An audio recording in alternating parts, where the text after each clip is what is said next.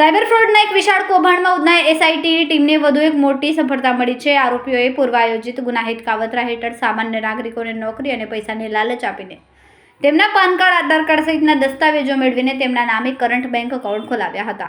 આ એકાઉન્ટના યુઝરનેમ અને પાસવર્ડ પોતે તૈયાર કરીને ખોટા ઇલેક્ટ્રોનિક દસ્તાવેજો ઊભા કરવામાં આવ્યા અને આ કરંટ એકાઉન્ટ સાયબર ફ્રોડ આચરતી ચાઇનીઝ ગેંગને વેચાણવા માટે આપવામાં આવ્યા. આ કેસમાં મુખ્ય આરોપી છેલ્લા 8 મહિનાથી પોતાની ધરપકડ ટાળવા દુબઈ ફરાર થયો હતો. લુકઆઉટ નોટિસના આધારે આરોપી શારજાહથી સુરત પરત ફરતો હતો ત્યારે સુરત એરપોર્ટ પરથી ઉધના એસઆઈટીની ટીમે તેની ધરપકડ કરી. આ ગુનામાં અત્યાર સુધી કુલ 30 આરોપીઓની ધરપકડ કરવામાં આવી. પોલીસે 2.60 કરોડથી વધુનો મુદ્દામાલ રિકવર કરીને કબજે કર્યો. અગાઉ 25 આરોપીઓ સામે 1.5 લાખ પાનાની ચાર્જશીટ પણ દાખલ કરવામાં આવી. સુરત શહેર પોલીસ કમિશનર અનુપમસિંહ ગેહલોત, ખાસ police commissioner doctor Kanan Desai, zone 2ના અધિકારીઓ તથા ઉધના એસઆઈટીની ટીમના માર્ગદર્શન હેઠળ સમગ્ર કાર્યવાહી કરવામાં આવી. નાગરિકોને લાલચ આપીને બેંક એકાઉન્ટ ખોલાવીને દુરુપયોગ કરનારી સમૂહ સામે કડક કાર્યવાહી કરવાની સૂચના ઉચ્ચ અધિકારીઓ દ્વારા આપવામાં આવી છે અને વધુ તપાસ હજુ પણ ચાલુ છે.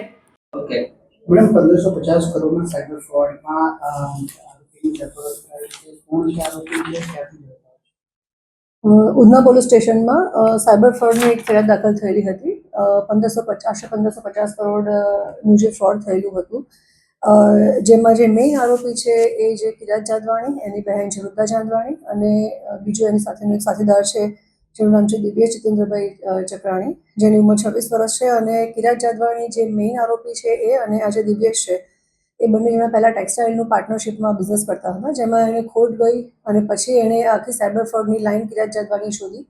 એની સાથે ઓલરેડી ટેક્સટાઇલના ધંધામાં પાર્ટનરમાં જે દિવ્યેશ જીતેન્દ્ર ચક્રાણી છે એ અને એની બહેન વૃંદા જાદવાણી, ત્રણેય જણાએ મળી અને એકાઉન્ટ ખોલાવવા, જે એકાઉન્ટ ખોલાવવા માટે થઈ અને જે વ્યક્તિ પોતાના એકાઉન્ટ્સના ડિટેલ્સ કેવાયસી આપે છે અને કરંટ એકાઉન્ટ ખોલવા માટેની જે આખી પ્રોસિજર છે એમાં તમામ ખાતાધારકોના બેંકના ડોક્યુમેન્ટ્સ લઈ બેંકની સાથે ટાઈઅપ કરી અને કરંટ એકાઉન્ટ ખોલાવવા માટે થઈ અને આખું એક જે સેટઅપ ઊભું કરવાનું હોય છે દુકાનનું, શોપનું, એ આખું ખોટું ઊભું કરવું, જેના કારણે થઈ અને બેંકવાળા સાથે પણ એ લોકોનું ટાઈપ હતું. અને આ ગુના સંદર્ભમાં જેમાં બેંકના જે કર્મચારી છે એ પણ ત્યાં આવે, જેણે આનું ખાતું ખોલાવવાનું છે ધારક પોતે પણ આવે છે અને આ જે આરોપી છે દિવ્યેશ જીતેન્દ્ર ચક્રાણી એ પોતે પણ ત્યાં જાય છે. એટલે બેંક અને ખાતાધારકો વચ્ચે એ પોતે એક ટાઈપની રોલ એણે પ્લે કર્યો છે,